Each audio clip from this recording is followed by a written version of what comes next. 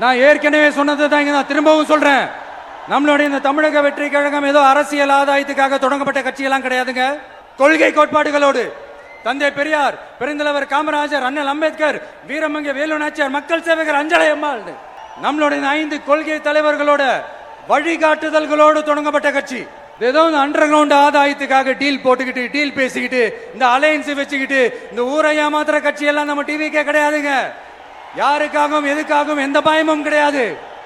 மாபெரும் பெண்கள் சக்தி நம்மளோட இருக்கிறாங்க, மாபெரும் இளைஞர்கள் சக்தி நம்மளோட இருக்கிறாங்க, ஒட்டுமொத்த தமிழ்நாட்டு மக்களுடைய சக்தி நம்மளோட நிக்கிறாங்க. அப்படி இருக்கும்போது இந்தியாவில் இருக்கிற எல்லா ஸ்டேட்லயும் வாழ்ற நம்ம தமிழ் நெஞ்சங்கள் மட்டும் இல்ல, உலகம் பூரா 100க்கும் மேலான நாடுகள்ல வாழ்ற நம்ம தாய் தமிழ் உறவுகள் எல்லாருமே என்ன விஜய் தளபதி விஜய் இல்லனா விஜய் தளபதி இப்படி சொந்தம் கொண்டாடுற கோடிக்கணக்கானவங்களோட அன்பு மாசியும் நம்மளோட இருக்கும்போது, இவங்க எல்லாருமே நம்மளோட நிற்கும் போது எதுக்குங்க இந்த பாசிச பாஜகவோட நேரடி கூட்டணியோ இல்ல மறைமுக கூட்டணியோன்னு உறவு வச்சுக்க? நாம என்ன உலகமாக ஊழல் கட்சி? என்னடா இவர் வாயால இப்படி சொல்றாருன்ட்டு யாரும் தவறா நினைச்சுக்க வேணாம். ஏன்னா இது ஒரு விதத்துல ஒரு ஃபேக்டும் கூட. அதனாலதான் நான் சொல்லணும்னு ஆசைப்படுறேன். நம்ம யார் தெரியும்ல? நாம எல்லாருமே சொல்றேன், நாம யார் தெரியும்ல?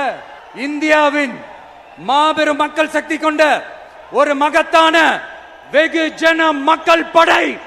நம்மளுடைய இந்த கூட்டணி சுயம் இழந்த கூட்டணியால இருக்காது, சுய மரியாதை கூட்டணியா தான் இருக்கும். இந்த ஒரு பக்கம் RSS கிட்ட அடிபணிஞ்சுக்கிட்டு, இன்னொரு பக்கம் மதச்சார்பற்ற கூட்டணின்னு இந்த மக்களை ஏமாத்துற கூட்டணியால நம்ம கூட்டணி இருக்காது. நான் இப்பவும் சொல்றேன், நம்மளை நம்பி வர்றவங்களுக்கு ஆட்சியிலும் அதிகாரத்திலும் உறுதியாக பங்களிப்பு செய்யப்படும். உடனே இந்த கேள்விகள்லாம் வரும். அப்ப யாரு கூட்டணி, யாரு வரா, யாரு போறா, இந்த கேள்விகள்லாம் வரும். இந்த கேள்விகளுக்கெல்லாம் ஒரே ஒரு பதில் தான், சஸ்பென்ஸ்ல சஞ்சாரம் செய்யுங்க. ஆனா ஒண்ணு, 2026ல 2 பேருக்கு நடுவுல தான் போட்டியே.